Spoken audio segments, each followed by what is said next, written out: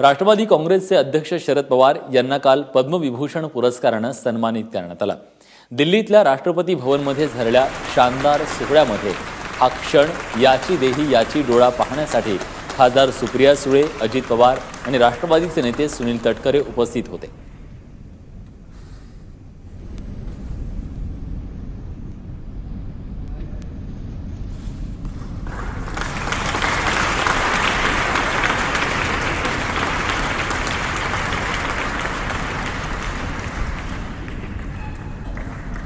Professor Udupi Ramchandra यावेळी सुप्रिया सुळे भाऊक होताना दिसल्या।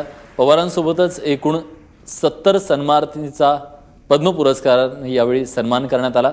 त्यात भाजपचे नेते मुरली मनोहर जोशी, क्रिकेटपटू विराट कोहली, प्रख्यात गायिका अनुराधा पौडवाल यांनाही पद्म पुरस्काराने गौरवण्यात आले।